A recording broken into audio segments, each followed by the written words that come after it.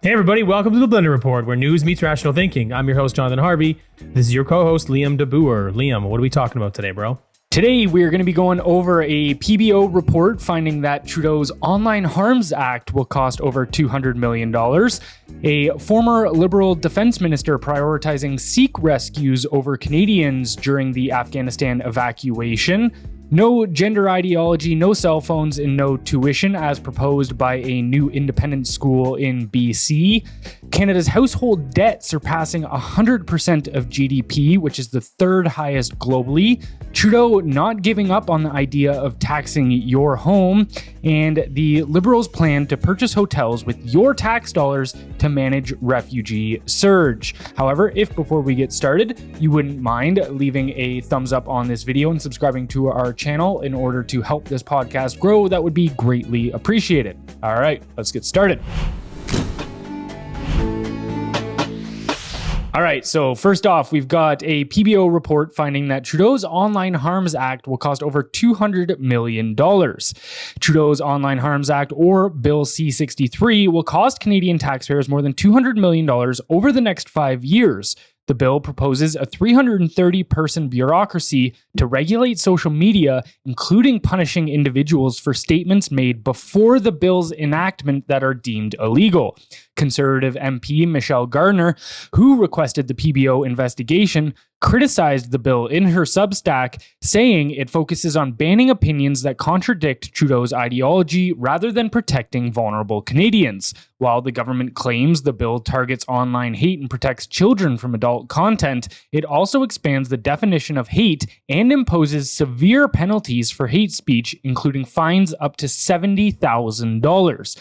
The bill allows for anonymous hate speech complaints and includes provisions reminiscent of the film Minority Report, allowing for preemptive punishment based on perceived threats. Gardner emphasized that the bill lacks a clear framework for reoccupying administrative expenses, likely leaving taxpayers to shoulder the financial burden. Pierre Poilievre was quick to state that the Conservatives will scrap the federal online harms bill on day one.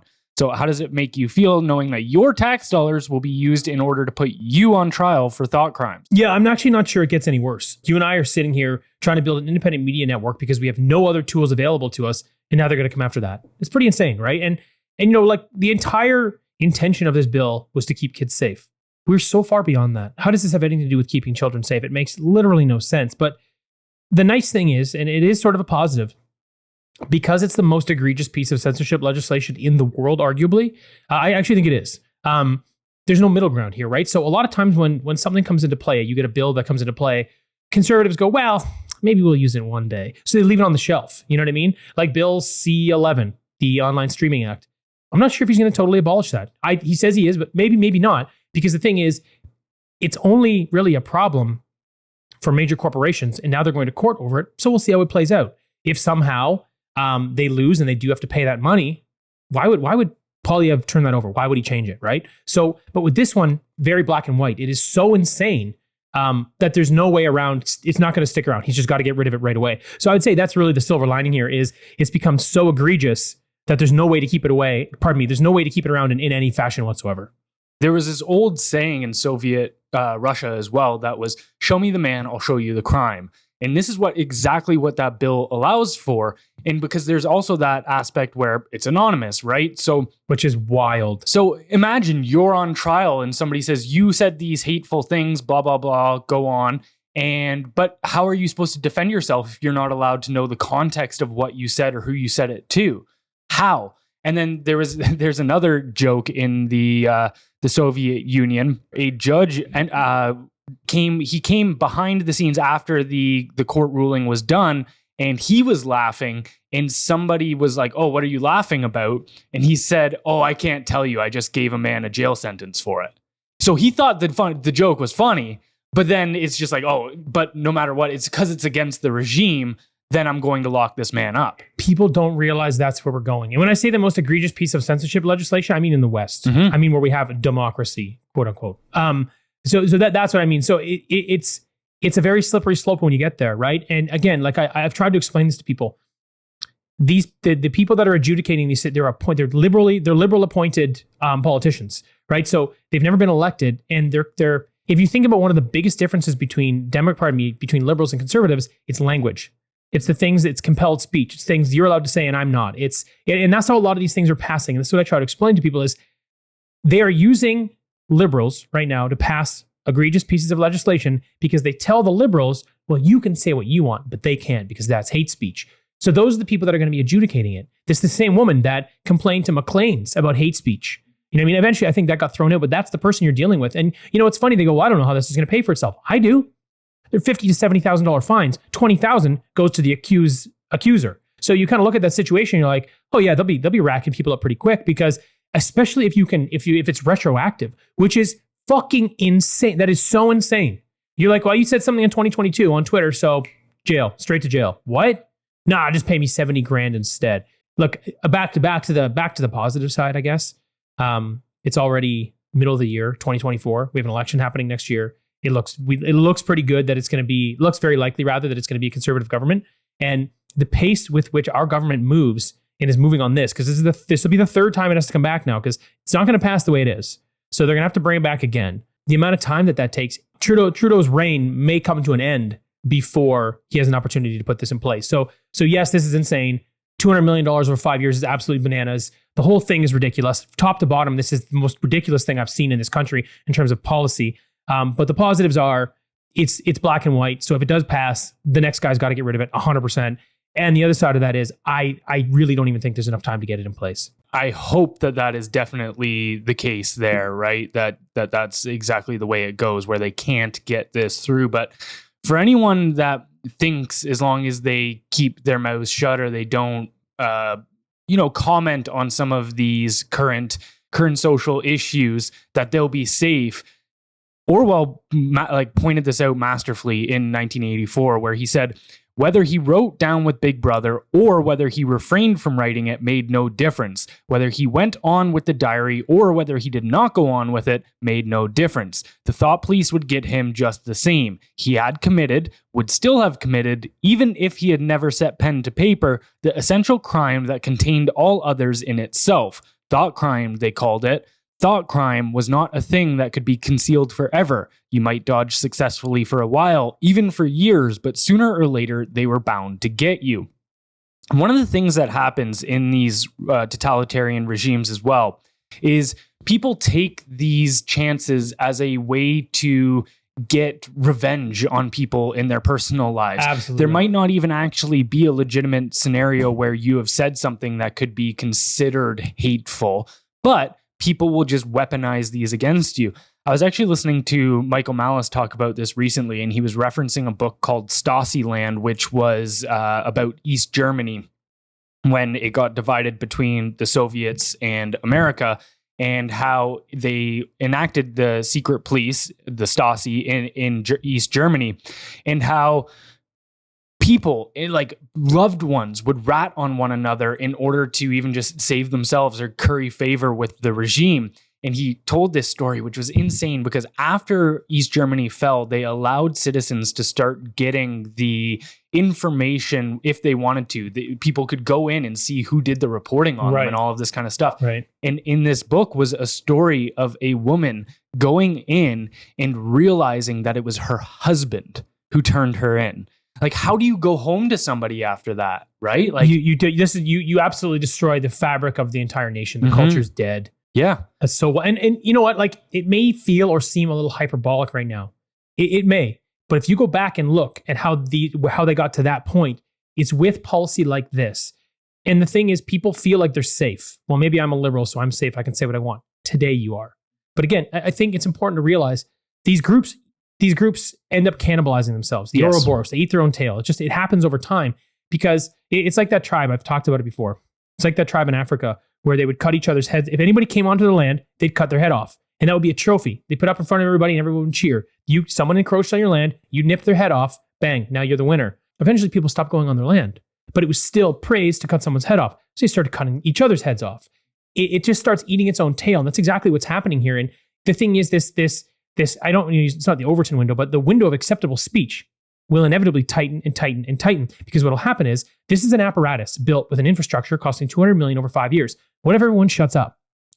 Well, what do? Well, you just make more things illegal. Yeah. Well, now you have to drive 20 kilometers an hour. Okay, now it's 10 kilometers an hour. You keep moving the goalpost so you can keep basically charging people with whatever these crimes are. And this is what's going to happen. It'll get tighter, and the noose will get tighter, and the noose will get tighter. But people don't see that yet. Again, they think, well, this is in my favor. It's not, and it won't be. And I just hope people realize that when you and I talk about history and look at these other moments, when they had a different government that would have been more authoritarian or autocratic at the time, this is where it's going.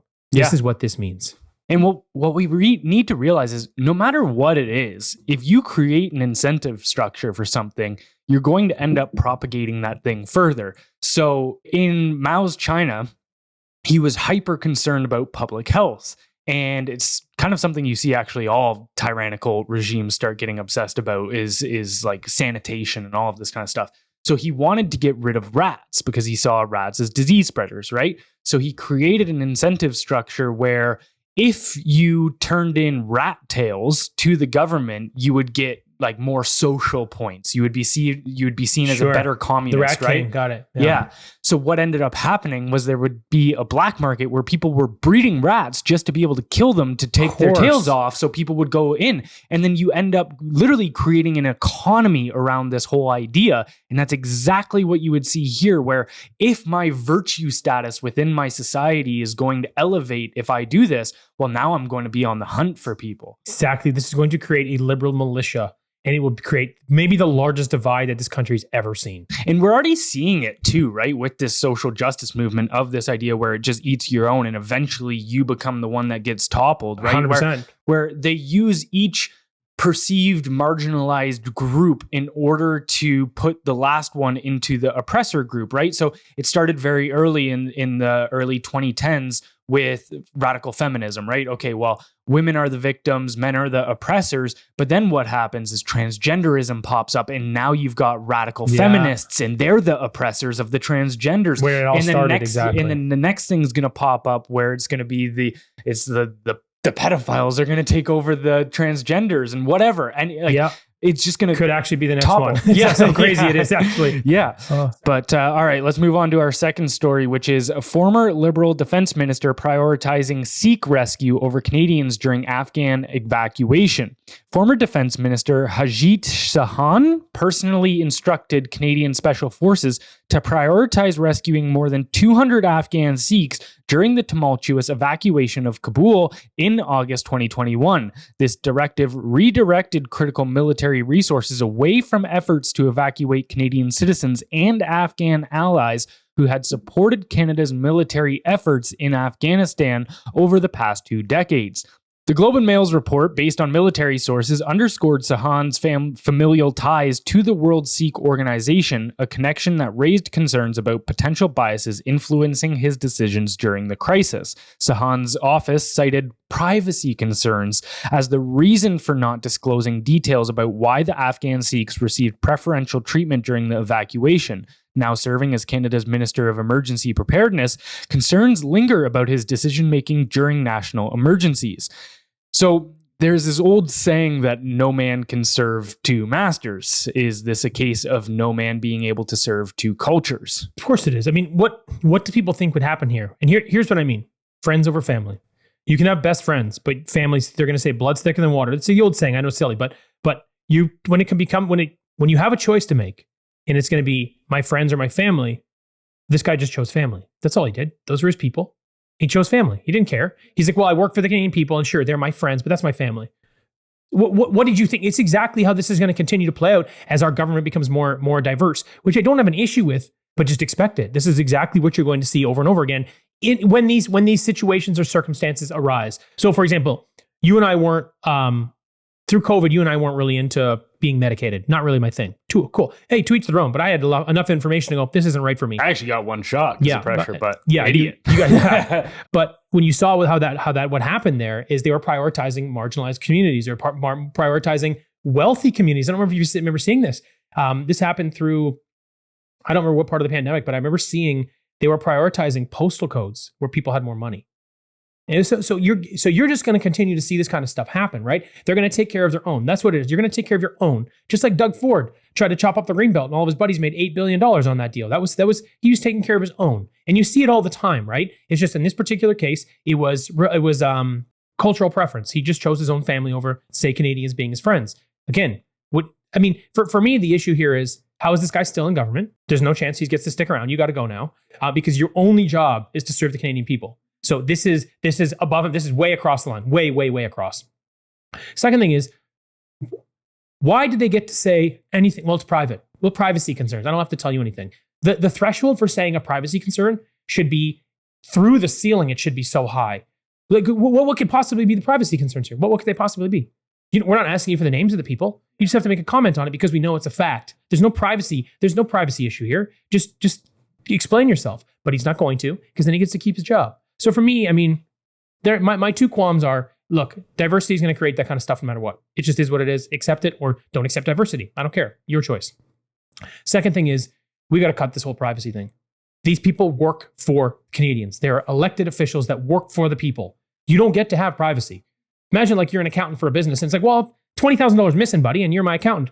You know what? Privacy concerns. I'm not going to tell you what's going on. What do you mean? That guy gets thrown in jail. Forget keeping his job. So this is just way over the top for me. But when these are the ingredients you put in the bowl, that is the cake you bake. Well, I looked into the World Sikh organization as well and kind of was just like, oh, what are they all about? And they're very much about promoting Sikh, obviously, promoting Sikh interests in the Western world. Right. And well, all over the world for that matter. But one of the things that they're very involved in is this whole Khalistani movement. Do you know much about that? Yeah. So in Punjab, there's a sect known as the Khalistanis who want independence. And over there, they use violence and stuff for sure. But we're seeing it now make its way into Canada. There was actually recently very large protests happening on this front in Calgary. Where does this multiculturalism thing make sense at this point when you've now got people protesting for a cause that's happening in India? Like, it doesn't make sense. And like, hey, I'm all for people protesting. I have no ill will against those people, or I'm not sitting here saying that I think the jackboots should storm in tomorrow.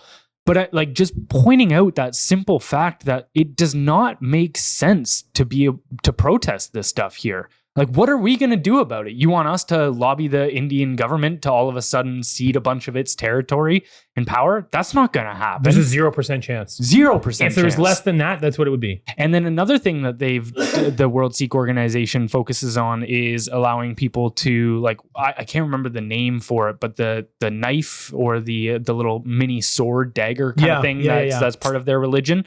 But there was just that guy that was in a road rage incident and he hopped out of his car and pulled it on the dude. And so to me, I'm looking at this and thinking, nobody would feel okay with me having a knife harnessed to my side and walking around with it. Everybody would get real uncomfortable real quickly. But all of a sudden, because it's somebody else's culture, I'm now supposed to give them a special exemption for it. No, like, we all need to play by the same rules. And if that person can hold a knife for whatever reason, then I should be able to. I'm going to start a new religion. We should become religious, Liam. Yeah. But also, when we look at where this idea is starting to infiltrate into, there's a couple institutions that I think once they're corrupted, the entire society goes downhill from that point. And I think education and military are the top of those two things. Because look, what happens in any time where a government is overthrown or people become subjected by their government? It's at the hands of the military. And we're seeing this start to get real pervasive. Like, the Liberals just appointed a new lieutenant general as well, spearheading an ultra woke CAF agenda as defense chief. So she has been a key figure in the Liberal government's military, quote unquote, culture change agenda. Kerrigan, the new lieutenant general, currently serves as the military's chief of professional conduct and culture. This role, created by the Liberal government, aims to address systemic racism and harassment within the military. A 2023 document revealed through an access to information request highlighted that Kerrigan's office released a document last year targeting colonialism, patriarchy, and heteronormativity. Straightness. Yeah, too many straight people in the military. As the root causes of the military's toxic culture. This is insane. You know what's funny? Imagine that we're doing this to like football teams. Too many straight guys in the football. There's too much bro culture. We need to cut all that stuff. The culture around football is a tough guy. They use their body as a weapon. Literally, that's what they do. It's a bunch of bros playing sports, and they don't care about any of this. That's the male testosterone. That's the game. That's where you are. You know, they say play the cards you're dealt. Like that's the game you're playing there. So that like you walk in, you're like, well, we're going to change this. It's like get your head out of your ass. Stop. Like what the fuck are you doing? So you think about okay, what's the purpose of a military? Defend your country. They also basically use their body as a weapon in a sense. They try not to actually. They try to stay alive, but that's what I mean. Like they become trained to kill, to defend. I'm not saying that you shouldn't have maybe some balance to the culture, but think about what they're doing. Think about how that operates. Think about that game. You know what I mean? And you're just kind of going, the last thing you need to do is kind of get in the way of a culture that makes that unit strong by telling them that there's too many straight guys here. Fuck are you doing? Well, and you wonder why they're having recruitment issues. Like, yeah, who would want to huge. serve in that? Hey, put your life on the line for an organization that hates you. That's exactly what it feels like right now. Exactly. Like you and I going to sign up for the military. First of all, I would never fight for Trudeau. Never. Not once. You're outside of I think if they did conscription or a draft, I think I'm too old now. So I think I'm okay. 3. I'll shoot my kneecap out. I don't give a fuck. And 3, the last thing that you would want to do is go defend a country when that's how you're being treated from day one, that you're already the problem. Straight white guys are the problem. Like, hey guys, like, what's the alternative? How are you going to, okay, great. That's so I'm the problem. Totally got it. What's your solution? What is it? I know the solution. It eventually goes to face the wall. It's not good, but like if you allow this domino, if you allow, again, the snake to keep eating its own tail. Yeah. That's where it ends up, for sure. Well, the thing too is like, that's where it's always ended up. I don't know if you just saw this too, but NATO just said 2% of your GDP for your defense budget. Right. That's now a demand. Mm-hmm. So you got to be, and like I think right now ours is 1.34%. So I know it doesn't sound like, oh, we only have to, it's actually a pretty significant amount of money. So we need to make those changes, but where are you going to spend it? You don't even have a military anymore. So I don't know. I like, you know, you can argue philosophically about how to build the best army and what kind of culture is going to be better. They could say, well, Jonathan, we know more than you. We've been doing this for 30 years. You're just an idiot sitting in your chair at home. Okay, maybe you're right. But the reality is what's happening to the Canadian military. They're short tens of thousands of troops. Soldiers and military personnel are retiring early because they hate the culture so much. So how is that working out for you? You know what I mean? It's like, well, we know better. Okay, great. But how is it actually working out? Well, it's not going well and it's going to continue to get worse. So like it's not really an argument anymore. The facts, like the data doesn't lie. So for me, it's just fucking nonsense. And then, you know, switching institutions here, we saw the RCMP recently report that far-right women are a threat to democracy. So the RCMP's 2023 environmental scan warns about the growing threat to democracy from citizen movements, particularly noting that more women are being drawn to far-right ideologies. The RCMP highlights mass citizen movements and protests as major concerns for democracy, stating that society is becoming fragmented and socially polarized. The RCMP's report also mentions the Freedom Convoy as an example of far-right mobilization and notes an unexpected shift in hate group demographics, with these groups becoming more ethnically diverse and recruiting from racialized communities to improve their public image in recruitment efforts. What I found hilarious about that is, okay, so if the counter movement becomes more diverse, they're just simply doing it for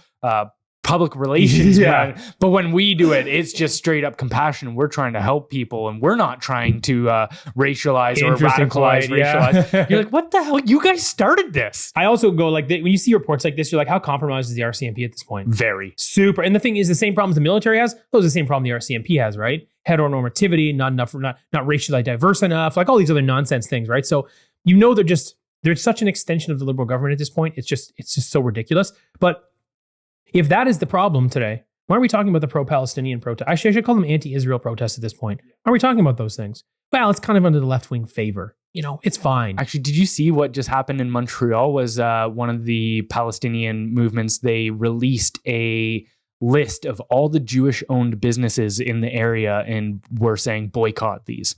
Yeah, You're no, but you're what? that's totally fine because Yeah. that's a left-wing war. So Yeah. that's no problem. The right-wing people, the Freedom Convoy, which was peaceful with bouncy castles, that's the real problem. Yeah. The people, the anti-Semitism, no issue because it's liberal. Who cares? Yeah. Fuck are we talking about here? The thing is, it's so objective. It's so clear. And they're pretending like it's the opposite. It's like such a double think that, it's just, Well, it and gets me a little riled up. Here's the difference, though, is that you look at the Freedom Convoy. I do believe that there was probably some very nefarious actors in there that wanted to, from below, like the Diagolon guys or whatever. Sure. They were kind of Anything just of this. idiots, though. They're idiots. yeah, but people like that, they will use those movements as a way to kind of push themselves forward. I think what you have to do is, I think you have to go a volume and percentage game. You have to go, okay, if there's 100,000 people, you can have 1% that are going to be shitty. So no matter what it is, right? Like that's a bare minimum. Even a positive movement, 1,000 people are going to be shitty out of 100,000. Like just obviously arbitrary. But the thing is, when you look at the anti-Israel ones, literally the entire cause is broken. But my point too is kind of, I guess they're similar points in the sense where the difference is that during the Freedom Convoy, when people got out of line, the Freedom Convoy self-policed and kicked those people out. Right. These other movements, they have none of that. They build openly shelters. support it. Exactly. Yeah, they build shelters and are like, you can't come in here. Yeah. And like, then if anybody outside of those movements points out that there's nefarious actors working within them, well, they're the problem. They're hateful. Yeah. They're bigoted. And I'm actually going to contextualize a little bit the anti-Israel, pro-Palestine thing and why I say anti-Israel. I don't think it's bad to be pro-Palestine. I don't think it's bad to support, wanting just innocent civilians to be safe and there not to be any war. I'm on the same page. But it's the anti-Israel stuff that I'm talking about, like that you just said, listing off all the Jewish businesses so they get boycotted. That's like not even anti-Israel at that point. That's anti-Jew. That's what I'm saying. That's that. Yeah. When I said anti-Israel, that was the stuff I was talking about. The blatant anti-Semitism is what I mean. You know what I mean? Because a lot of times people are like, oh, well, you don't know what's going on over there. It's like, look, I don't. And I'm good with being pro-peace. But doing that, well, you're just being a fucking asshole now, aren't you? Yeah. So I'm done. Like for me, the whole situation, it's challenging for me to want to support the country or believe in any of our institutions in any way when this is how it always goes. Like, I feel like you and I, all we do is bitch about this country, but show me what's going right. I actually recently kind of called somebody out that I know where I saw them, they've been posting about the Israel-Palestine war pretty much every day. And I just asked them, I said, and they use the words in genocide and all this kind of stuff. And it's like, okay, hey, maybe it is. Why have I not heard you comment about the Syrian civil war, which has left hundreds of thousands of people dead? Why have I not heard you talk about Saudi Arabia killing hundreds of thousands in Yemen? Why have I not heard you talk about any of these other instances where hundreds of thousands of Muslims are dying? Why is it only matter when Jews are killing them? Maybe Israel is a force for evil in that region. But I'm not really, I don't care that much to defend Israel, but it seems very hypocritical that you have this singular focus and you have most of those people probably aren't even aware that these other conflicts are happening. No, that's exactly it. So what I chalk most of this up to is young idealistic thinking. It's young university and college students that needed something to hang on to. They needed a cause to fight for. So that's how they define themselves at that age. That's just what they need. It's what they do. I've come to expect that from that generation. That just is what it is. The problem is we're not doing anything to sort of correct course with these kids. We're letting it happen. You know what I mean? And that's not how this should be playing out. Especially back to the point here when it's like, well, we're going to let them do their thing. Great. So how come the RCMP now is creating a report saying that a Freedom Convoy protest from several years ago, and women are now the real problem? Focus on what the fuck is on fire here and stop feeding us this bullshit. Yeah.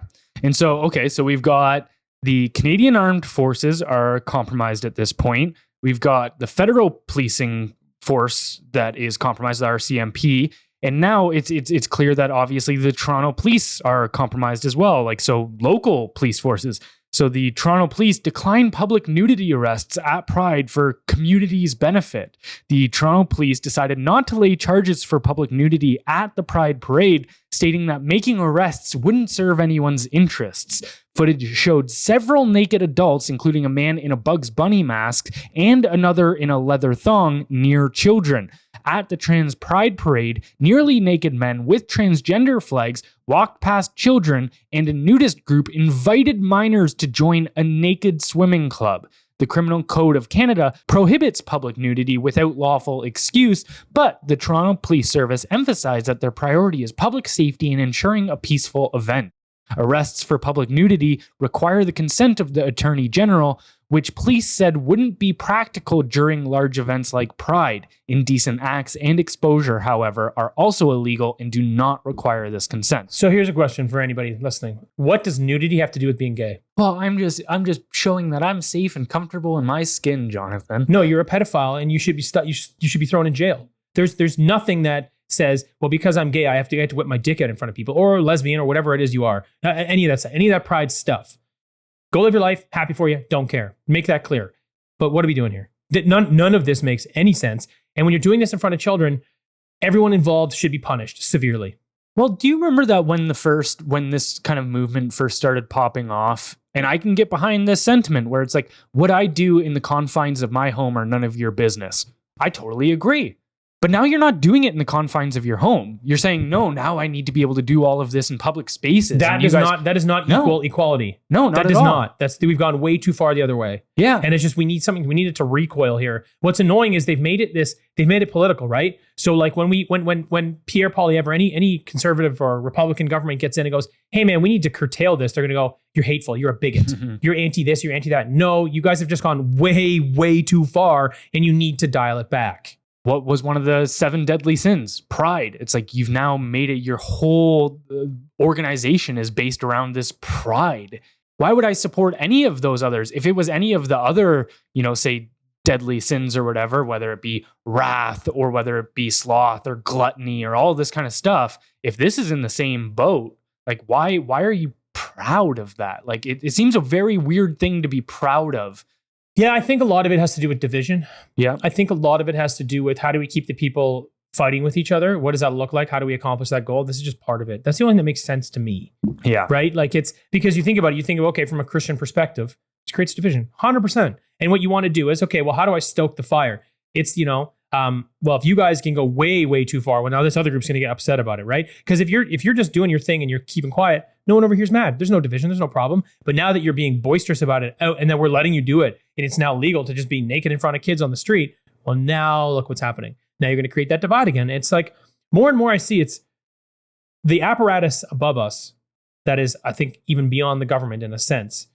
Division is always key to their success at all times, right? There's a law that basically says whatever the most obvious thing, it's likely what it is. Oh, Occam's razor. Yeah. What is the most likely scenario here? What is the most likely reason, I should say, that this is happening? Why? We all know there's legislation in place that says you can't do this. And now we're like, yeah, it's fine. Why? What are you doing? You're just creating a divide. There's no way there's any other reason for it. This is not because of equality. This is about division. That's all this is. And it's exactly what's happening. Every tyrannical regime has weaponized, quote unquote, marginalized communities, and they promise them upward social mobility and acceptance and success if they return with undying and unquestioning loyalty for the regime. And I think that's exactly what you're seeing here. However, there is a silver lining, and it's stuff like this that kind of gives me a little bit of a spark of hope, at least, where there's a new school being proposed in BC, which is saying no gender ideology, no cell phones, and no tuition. So a group of youth advocates in British Columbia are opening a tuition-free independent school, Vernon Oak Elementary, by September 2025. This school will not include the province's controversial sexual orientation gender ideology program and aims to minimize classroom distractions. Although non-religious, the school will teach about various religions from an educational perspective. Students will engage in activities such as visiting farms and retirement homes, running small businesses, practicing healthy eating, learning critical thinking and public speaking, and studying first aid and financial management. Vernon Oak Elementary plans to be accountable to parents and children who share their values with an open door policy for parents. The school is fundraising to cover startup costs, including acquiring land, building facilities, and ongoing expenses. An online fundraiser and a fee-based preschool will help raise funds. If they do not raise enough money, or if the school is not approved, all donations will be refunded. So is this the way forward for Canadian education? Well, I think this will be an interesting case study to see how it works, because they will still be receiving a significant portion of their funding from the government. I think it's about 30 to 40%. But ultimately, the strategy is what Canadian kids need, right? However, if this does become an issue or it becomes compromised, we will know that the government's only goal is to ideologically capture our children. and that we need to build a private education system that is completely separate from state funding. I hope that's not the way it goes, but I'm honestly 50-50, right? Like this is what kids need, and it's what most kids want. It's what most parents want. Kids don't care, but the kids are shaped by what they do every day. So they'll care down the road. But in today's world, a lot of the kids are like, I guess this is what I'm doing. Okay, let's wave a pride flag, I guess. I don't know. Parents, this is what I think a lot of parents want, like the silent majority. My problem with the education system, it's pretty deep, but in this particular respect. So if you had to say what this was, if you had to say, okay, the traditional education system or the current education system and this one, how would you label them if you had to label them politically? Pretty clear. Current system, liberal. This new system, conservative. Because everything gets a label slapped on it, no matter what, right? So you look and go, okay, well, these guys need 30 to 40% of their funding from the government. Now, if that's the case, not only is our federal government liberally driven, of course, even when it changes, conservatives, it's still 10-1 teachers in the public school system are liberal to conservative. So you kind of look, you go, well, I don't want to say that it's poisoned, but in this sense, it's kind of compromised no matter what you do. So even if you have a conservative government, you've got a liberal education system. I don't see them letting this go because you could do it once.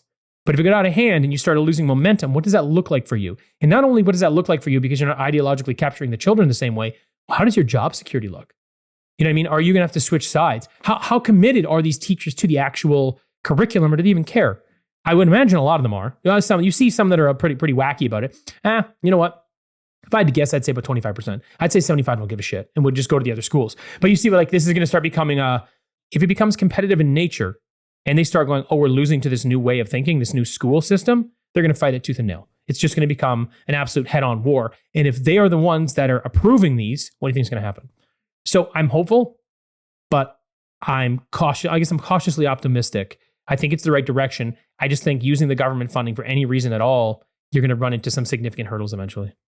I think what we have to do is we need to argue the fact that this social justice movement and woke movement is a religion, because in so many senses it actually is. Because what then would allow you is in our Constitution, there is a point under the section of education, you're allowed to start denominational schools, which would be like your Catholic schools and such. But then you're also allowed to start dissentient schools. So these are schools that are that operate separately from the majority public school system to serve specific religious or linguistic communities. Historically, these were established for communities dissenting from the majority religion, which was at the time Protestantism or Catholicism in a given region. So Section 93 of the Constitution Act allows for the establishment of dissentient schools in cases where a religious minority exists within a province. So I think you could argue that, okay, I disagree with this majority religion, this social justice religion that has taken over our education system. So therefore, I'd like to create an alternative, which is in our in our Constitution that they have to allow,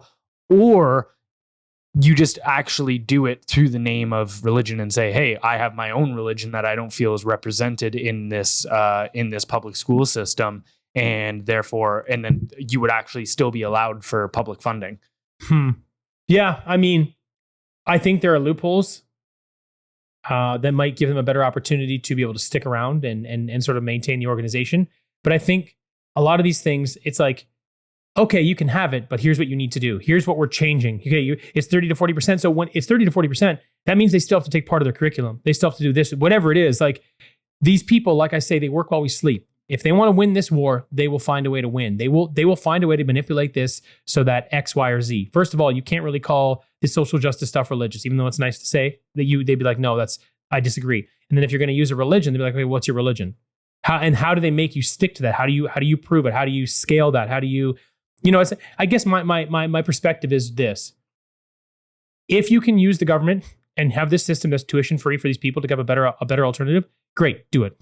If not, don't take this as you've lost the battle. Take it as, okay, you have to change our strategy. So for my thought was, you could have a school where half the kids are there for nothing, or whatever it is. Maybe, whatever portion makes sense based on income level or something like that.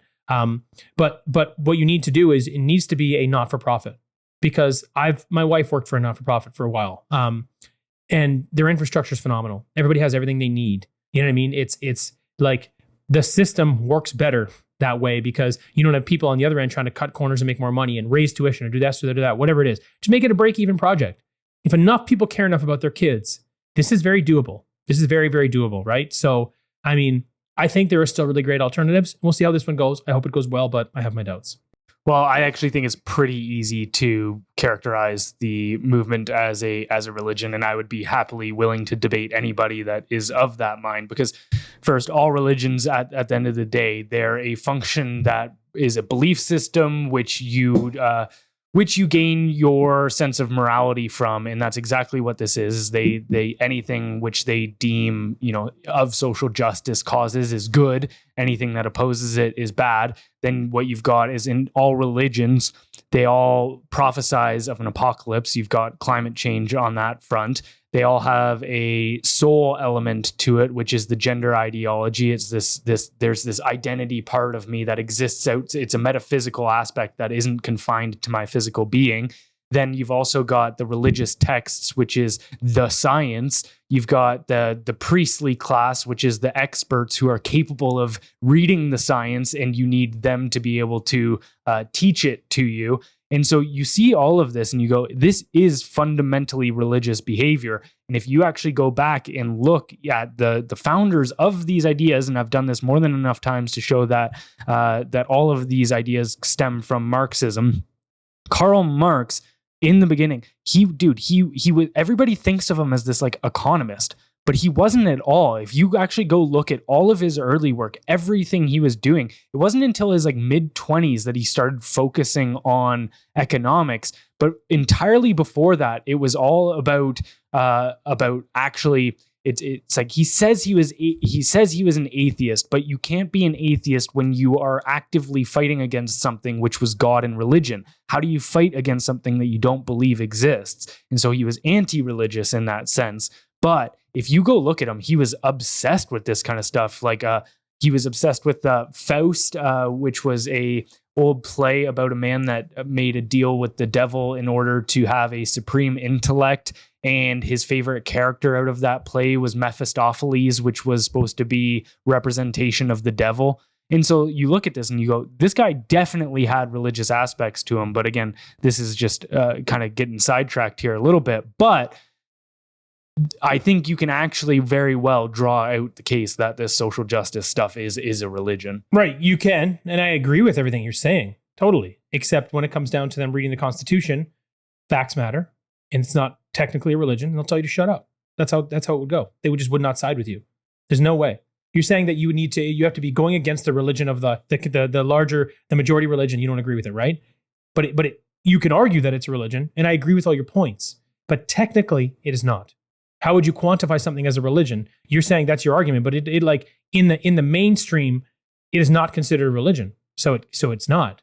You could argue it till you turn blue in the face. They'll go, well, it's not a religion, buddy. What are you talking about? Neither was Scientology for a while, but they got it classified as one. But they got it classified as one. That's what I'm saying is. And the classification's not there. Therefore, it's not. That was my whole point in the beginning, though, is that you would need to first classify it as that, which I think that could be a actual step in the right direction. But again, you know what the problem with classifying it though is? You know what? Here's something you got to consider. Yes, maybe you can classify it. But now you're giving it more. You're giving it more air. You're letting that fire stoke. If you're making it religion, how does it ever go away? Because it needs to go away. So it's one of those things. I don't think and this is maybe the black pill in me is I don't think it'll go away because this idea has been lingering for centuries. So it's just been morphing and morphing. Everybody thinks that this is just some new phenomenon. It's really not. No, but it's okay. Think about it this way. Whatever music and pop culture changes. Remember, like early 2000s, it was like punk rock. You know what I mean? Then it becomes rap, and then it's ballads. Then it's whatever. It changes, right? Sometimes it was house music for a bit, then like kind of country, and it morphs and changes. This idea has been there for a while. It's mainstream right now. Don't solidify it by making it a religion. Let it have its moment and make it go away. Sure, it will still exist down here, but don't give it a building. Don't give it a cross. Don't give it these things because then it's a lot harder to make it go away. That's my thought. That's my concern. I think you got to know the enemy you're fighting. But anyways, We'll move on here to our next story, which is Canada's household debt surpassing 100% of GDP, which is the third highest globally. Canada has the third highest household debt in the world, trailing only Switzerland and Australia, and significantly surpassing any other G7 country, according to a Desjardins report. By the end of 2023, Canada's household debt as a percentage of GDP exceeded 100%, with Australia nearing 110% and Switzerland around 125%. The lowest among major economies was France at just under 65%, in the United States at nearly 75%. High household debt to GDP ratios indicate a large portion of residents' income is tied up in debt repayments, limiting consumer spending and economic growth, and making consumers vulnerable to financial instability if economic conditions worsen. So, what does this mean for the future of the Canadian economy? Well, I think there's two significant things to consider here, which you sort of touched on. One, there's no money to invest into the economy or even into disposable income. That hurts two ways. The knock-on effects are obviously going to devastate certain industries, bars, restaurants, stuff like that. And that's happened. That's going to happen. It is what it is. But also not being able to invest into anything in the future, you have no growth. So those are going to be a problem. And the second thing, and B really is, we are incredibly vulnerable to even minor downturns in the economy. With over 50% of Canadians living paycheck to paycheck and a significant debt load, there's no rainy day fund here. So if things don't improve quickly, this gets worse. And the thing is, people are living paycheck to paycheck. I bet more than half of those 50% are climbing into debt further every single day. And you talked about inflation. This is where I think things get a little worse. I mean, inflation is still hovering around 3%. It's down a little bit, but it'll be back up to 3% this coming month. I guarantee it. National rent also ticked up again. Now we're averaging just under $2,200 for a rental in this country. In the country, that's wild. And while, a quarter point drop in interest might excite some people, those savings will be washed away by the rise in housing prices, once again, making this country even more unaffordable. So my real concern here is, sure, we're already fucked, but I don't see how this improves anytime soon. There's nothing in place for this to get better. That's my concern right now. Dude, it's so wild that, when they were printing all this money and just tossing it out, like I remember saying to people, like, this is going to backfire so massively when people were like, I remember even, I have family that owns a business, and their equipment was just flying off the shelves, their recreational vehicles and such, right? Just, they couldn't keep them on the lot.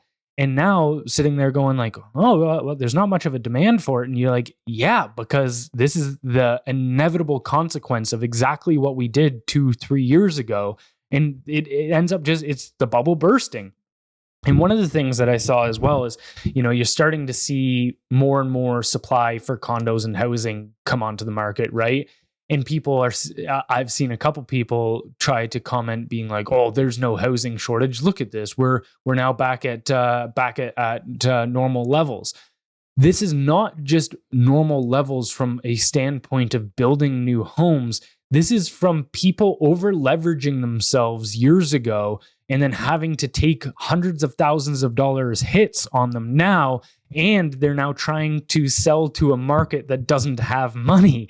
And you're like, so it's not that we have the supply we need. It's that people can't afford a home anymore because of those exact economic decisions we made. Yeah, I mean, an interesting way to look at that is we have a housing shortage in cities, in busy areas. Sure, you could argue rural communities don't, that's fine. But in the cities, we have a housing shortage, which is where all the immigrants are going, right? So that's just going to get worse. Except Toronto had one of the worst months for sales in years just last month. They were down like 16% or something. So you got to ask yourself, if there's a massive housing shortage, how come nobody's buying homes? It's exactly what you said. No one's got any money. How does this, both ends are squeezed out. How does this work? How does this play out? How does this work itself out? And this is probably worth noting as to like why rich people support social programs and stuff like that in printing of money and handing it out, because people always, you see people that are very short-sighted. They'll say, oh, well, we need the government to have these programs, or this is something that Trudeau constantly talks about, right? Is look at how much spending we're doing to help people with the affordability of life that's through the roof. Well, What ends up happening is, we've talked about it, where it's the quantitative easing, where when the government spends, they do so in deficits. So they take out more money from the central bank, who then lends them that money at interest. And what ends up happening there is, because now you have more money chasing the same amount of goods, it inflates the currency. So asset holders, rich people, get richer because they own assets. They're not liquid wealth like people living paycheck to paycheck. And then the central bank makes their money on interest. The government gets more power and more resources. And so this whole idea that social spending helps the poor is just ridiculous. They're the ones that end up getting fucked, because then how does the government pay back the central bank? By upping taxes on its citizens. Which is Trudeau's number one. And we've move. already seen as well that the number one group that pays the most ineffective tax rates, which means as their incomes rise, their benefits they receive go down. So the highest taxed people in Canada are earning $30,000 to $60,000 per year. So we look at this and go, tell me possibly how this is beneficial to those people. It's kind of like drinking, in a sense, where you toss back 12 beers, you feel great for a couple hours, but then you've got 2 days of hangover after it, and that's one of depression. Yeah. But that's exactly the same thing happening on the financial side, where you're like, oh wow, I have all this money, it feels great, and then for years afterwards, you're sitting there going, what the hell is going on? Bandit on a broken leg is what I like to say. Yeah, that seems to be the model here. It's just, it's an interesting thing to see the Liberal government who supports all these social programs, and they're for the people, and they're the ones making this country untenable across the board. And I know conservatives have their shortcomings for sure. That's why I think my political allegiance kind of moves with the wind based on what we need. But holy Christ, have these people been in power for too long? Because this is what you get. I hope people recognize this, because you have these moments in history throughout your lifetime when you gotta go, okay, well, when one party was in power for, call it 10 years by the time he's out, that's what it will be. Look how bad things got. But there were signs along the way, and this is my point. Both parties can be guilty of the same thing. But we saw these signs 5 years ago. We saw these signs years ago, but we continue to let this happen. Maybe not you and I, but society as a whole. But I want them to recognize this. I think this is a moment where we have to go, hey, we fucked this country up for decades now because of this one guy. Wow. Very impressive. Good for you. But what did we learn? And when you see these signposts in the future, I don't care what your political allegiance is today. If you see these signposts from your political party, you need to change. We need a change, because otherwise, now look what we're left with.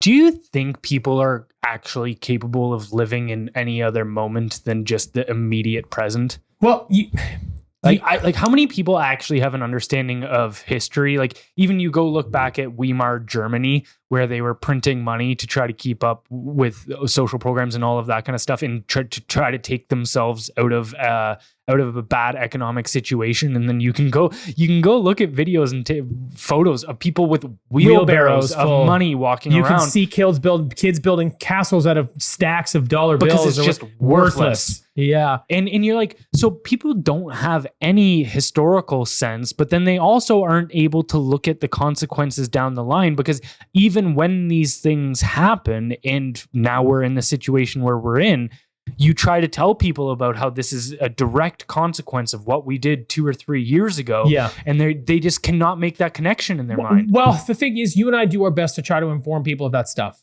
That's all we can really do. And the thing is, I think there are a lot more people that are paying attention now, because again, look, you can avoid politics for the most part until you can't put food on the table, or until you can't pay rent, or until X, Y, Z, or until your kids have to move back in with you. You know what I mean? Like, this stuff happens. You go, oh my God, you can't ignore it anymore. I think we're having one of those moments. We are having one of those moments. I don't think we are having one of those moments. Like you even said earlier with the debt to GDP ratio, we are having those moments. This is the thing. People don't think that well down the line, but they remember feelings. You remember how you felt when something happened, how you felt when you were fucking absolutely broke and had to go move back in with your parents. Well, this is why. This is the guy. This is what happened. I'm hopeful that enough people, not everybody, because I know they won't, I'm hopeful that enough people feel this, feel the emotion, understand what's happening, and then can make that connection so that in the future, they don't let this stuff happen again. That's all you can really hope for. And you know what? If you and I are still doing the same thing, you and I will highlight it for sure. But these are the kinds of things that you need to learn from as a nation, as a country, and trust me, correcting course is going to be very painful. It's going to be a really, really tough road, because it's going to be repealing a lot of things that are in the terms of equitable or this or that or whatever. It's going to create a huge divide in the country. But if people are paying attention and they get over their shit, they can just kind of drop the partisanship for a moment. If we correct course, see what the country looks like in 5 years, then you backtrack and you can understand how we fixed it and what we had to do. Will people pay enough attention? Hopefully the majority. That's all I can say. Hopefully the majority of people. Well, keep that in mind, this whole economic scenario that Canada is in with this next story, which is Trudeau won't give up on taxing your home. Justin Trudeau and his Liberal Party have had a long-standing interest in taxing primary residences, a controversial idea that they can't seem to abandon. In 2022, a CMHC-funded study proposed a tax on homes over $1 million, which called for the federal government to tax your home due to your wealth while you are still living in it. Critics argue that Trudeau's government often sees new taxes as solutions to various programs that they have created, cautioning against the potential imposition of a home tax under the guise of fairness. If this goes through, Trudeau will tax your home when you sell it, when you pass it on, and when you die, as well as when you live in it. How could somebody possibly think that taxing someone for simply owning a home, despite already paying property taxes, is feasible for Canadians? Talk about feasibility.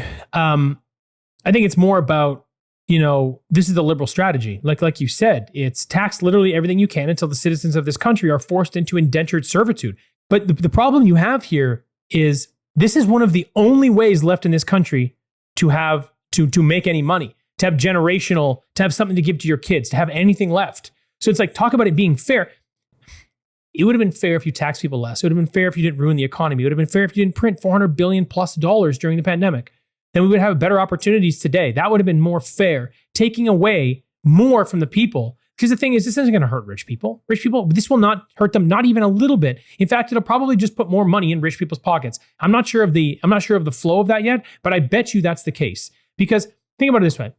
If you had to guess as a percentage, how many of them have their home as their largest asset?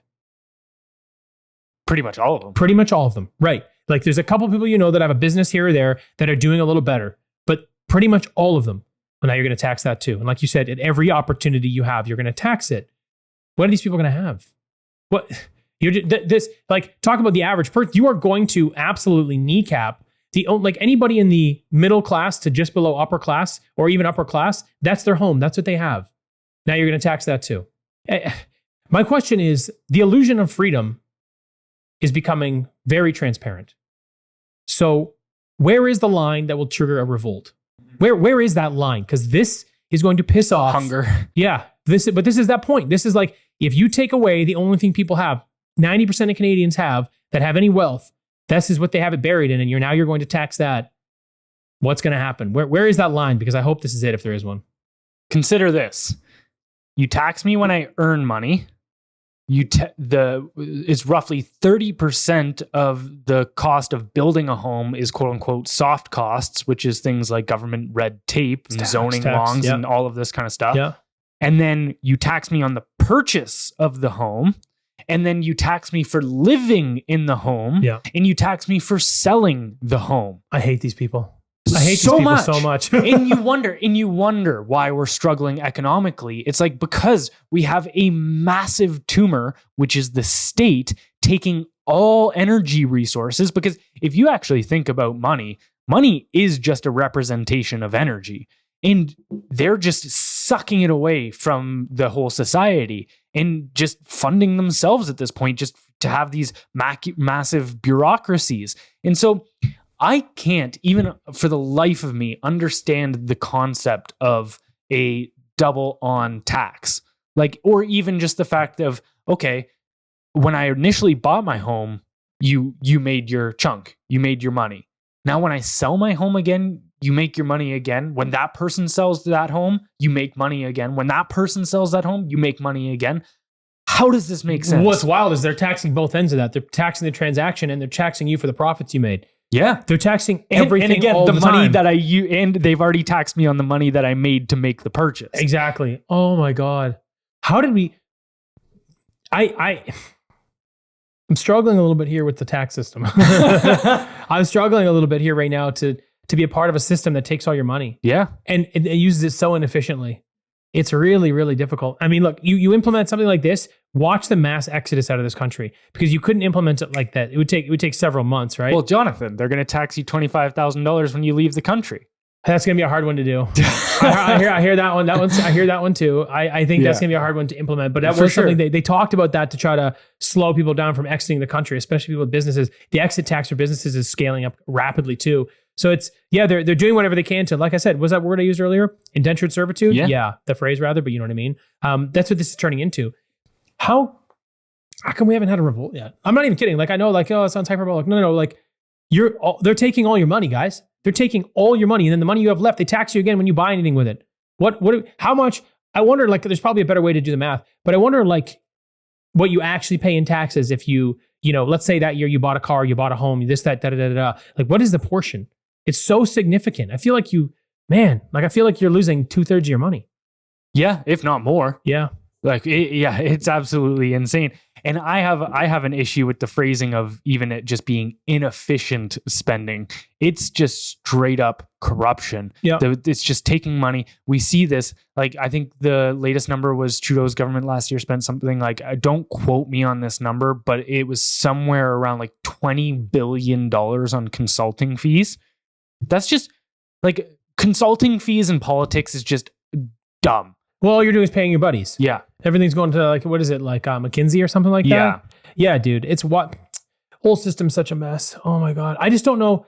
I think someone asked us this, maybe we'll touch on it later. I just don't know how you sort of fix it. I don't know how you fix it without really just bursting the bubble, without pulling it apart, without cutting it off at the head. Like, how do you actually repair this? Because you build a system of bureaucracy and you build an infrastructure that needs all this money to keep it going. You just have to keep feeding this fucking pig. So unless you slaughter it, how do you slow it down? Yeah. Well, I think there is answers to that. And again, we've used him as an example multiple times. Malay down in Argentina. I hate to say this, but I'm feeling like maybe I'm just a little down today, but I'm feeling like we might need someone like that soon. Yeah. And I have paid close attention to Polyev, and we'll see whether he remains a man of his word, or even if he can just be efficient and actually get these things done. My concern is the liberal-driven Senate. For sure. Yeah. So there could be roadblocks for sure. But I know, again, I come at all of this stuff from, I think you come at it from a very practical standpoint, as you've had experience in the world of entrepreneurship and economics and all of that kind of stuff. I come at it from like a foundational intellectual standpoint where, I mean, I just read books, I'm a nerd. But when I listened to Polyev on a podcast, he was naming off all of the economists that I actually think very much have the right idea, and they all come from a school of economics known as the Austrian School of Economics.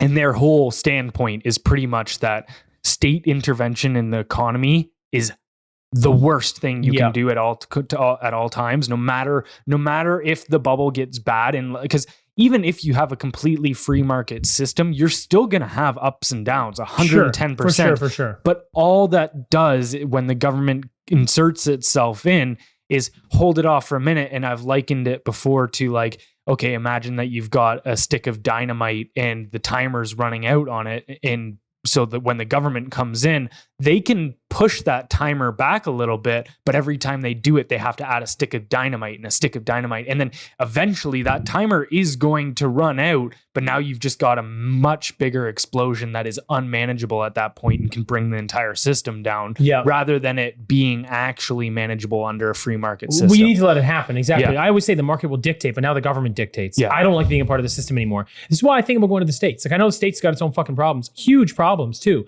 Like, the gun violence for me is an issue. People say, oh, Jonathan, it's such a small percentage. Cool. But if it happened to my family, I'd never forgive myself. Yeah. So people can say whatever they want, but it is prevalent there. Like 10, 15,000 people a year are getting killed with a gun. Here, it's like a few hundred. Look, it's just not the same game. But down there, at least things are more out in the open. I don't like what their system looks like right now. I don't even like either of their choices for president. I don't, but things are out in the open. And there are still, the nice thing there too is their states operate more independently from their federal government than they do here. Here, we're very, very intertwined. Like, The problems they're having like in Alberta and Saskatchewan fighting back right now is crazy. It's historic in Canada. In Texas, they're like, let's have a fucking standoff, boys. Yeah. Let's go. Yeah. You know what I mean? So it's at least there you can sort of pick and choose a place where you agree with the culture. There's less taxes. There's a better system in place. And what I don't like, what really frustrates me is you can look to a lot of places around the world. You can actually look at them and they have way less taxes. They do way better. Like look at Texas as a reasonable example. They have no state tax. They have oil. We have oil. They have energy. They have the same, like obviously it's a little different, but I'm just drawing a few similarities here. If you make $100,000 in Texas right now, I think you go home with 79,000.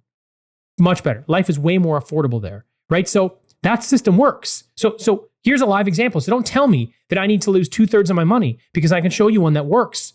I'll show you a better system. So don't, you know what I mean? And it's part of the West. And it's a similar political system too. So don't give me that shit. This is what frustrates me is these places exist. Yeah, I know it's not a utopia, but a much, much better system exists. And it's not that far from us. You know what I mean? So you look at this and you go, how can they even get away with this at scale in this country? They're ruining this country when we know that there are clearly better ways to do this, right? So it's just, I don't know. Again, I guess I get a little frustrated with it today. Well, I think Trudeau is the type of guy who would rather rule over hell than not have status in a well-functioning society. Fair enough. And actually, I think there was a really good idea, despite, you and I are no massive fans of him by any means, but I think Trump actually had a really good idea recently, which he proposed was to do away with income tax and fund the government off of tariffs. So, when you buy from foreign companies, all of that kind of stuff, you put a tariff on that purchase. So what that does is, one, it allows your citizens to keep the money in their pockets. And two, it incentivizes manufacturing to come back to your country. 100%. And you could actually build a strong economy off of a consumption tax, whether it's on tariffs or like an HST. That's a much better way to do it. Significantly better. You know what I mean? Because then the thing is, people that are purchasing more will pay more. People that are buying nicer things will pay more in tax. You make more money, great. Go buy nice things. You just pay a little more in your consumption tax. Much better system. Everybody would get on board with that. I think he put that, like you made a good point when you and I were talking about it. I thought it was a little sensationalized. You're like, yeah, well, maybe he's just trying to pry open the Overton window. Maybe he's just putting these ideas out there so that they can maybe work towards that type of idea. Yeah. But if they did something like that, I'd be down there tomorrow. Yeah, for sure. All right. Well, if you want to see how corruptly our government is spending their money, get a load of this one.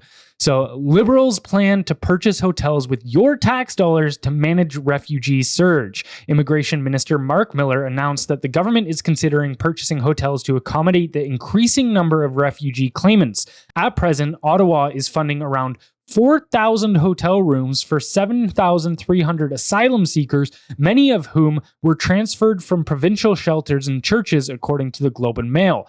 Between February 2023 and February 2024, over $100 million was spent on housing refugee claimants in Niagara Falls hotels alone. The influx of asylum seekers has surged since Prime Minister Justin Trudeau's 2017 tweet inviting refugees to Canada. Since Trudeau became Prime Minister, more than half of the individuals ordered to be deported have remained in Canada.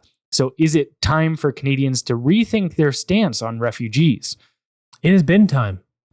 It has been a long time coming. And it's like, you see this as $100 million spent on refugee claimants in Niagara Falls alone.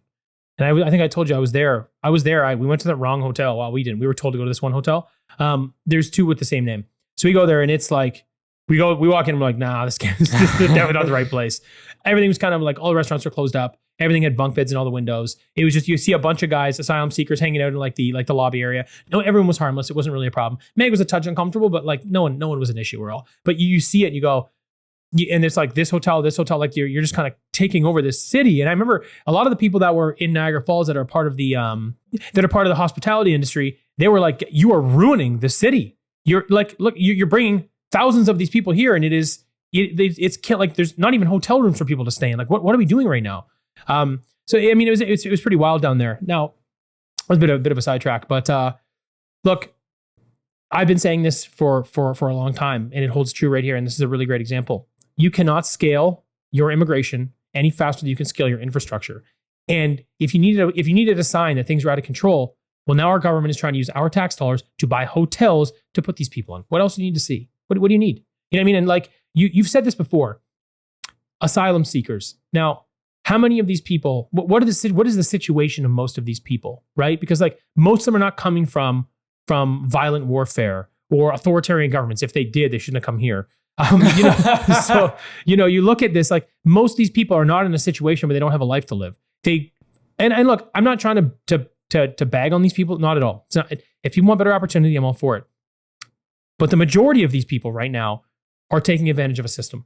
You don't think that people in these countries know that they can come over here and just live off of welfare? You don't think that's the message that's going on back in these countries? 110% it is. Absolutely. Hey guys, why are you guys struggling over back home when the Canadian government, Justin Trudeau, will pay for your food and housing? Now, this should make any Canadian, especially the taxpayers, just like, I don't know how I don't just I've been being overcome with rage recently for sure. And things like this just push that along, which is, so let's take a look at what refugees receive at the expense of taxpayers compared to the earnings and benefits of Canadians. It costs $208 daily per refugee, which translates to $5,824 per month. Meanwhile, the average person in Ontario earns $173 per day, or $4,340 per month. This means refugees get 25% more than the average Ontarian makes while working, who surrenders over 50% of their income to the government in taxes. After all forms of taxes are considered, the average Ontarian takes home roughly $28,380 per year, which is 59% less than what refugees receive. Now consider what the average Canadian can expect when they retire. At the age of 65, retirees receive, on average, $812.52 per month. Refugees receive 86% more than a Canadian who has contributed to the CPP program their entire working life. And what about Canadian military veterans? An estimated average benefit for a veteran who is unable to find employment or has a low-paying job is $1,500 per month, just 26% of what a refugee receives. If a veteran cannot work due to service-related health problems, they might get roughly $3,500 per month, again, only 60% of what a refugee earns. So in summary, you can expect to work 40 hours a week for 12 months a year, pay into a pension plan your entire life, or get injured while serving in the armed forces and still receive significantly less money than a refugee living off of your tax dollars. This just, at this point, like, this is evidence that Canada is beyond corrupt and just unquestionably broken. Yeah, they've just made a lot of bad decisions. Like I said, this scaled up to a point that they couldn't maintain it, and they can't. Like, my thing is this. When you're at a point where you're spending this much money on refugees and your public solution is to buy a hotel, that is preposterous. Why wouldn't you start building? Why wouldn't you start putting up some sort of government housing? Why wouldn't you go, okay, well, this is getting out of hand. Let's build this from scratch. It will create jobs and we'll get it for a fraction of the price. And they're already staying at these hotels anyway. There's a better solution to a problem that we shouldn't have. But again, they're like, nah, we'll just buy a hotel with your money. We don't really care. Mm-hmm. Enough. Yeah, it's absolutely insane, man. All right, let's head over to our Substack where we're going to answer some audience questions, including when do you think the cost of living will start to go down in Canada, if ever? Thoughts on KFC no longer serving pork in order to be more halal friendly. Also covering the Canadian military's abuse of power lawsuit with 450 people suing the Canadian Armed Forces. Another question being, why is capital punishment not considered in Canada? And why can't we get rid of a corrupt government? So if you would like to join us over there, you can find the link in the description below. And if not, we'll catch you next time. Bye, everybody.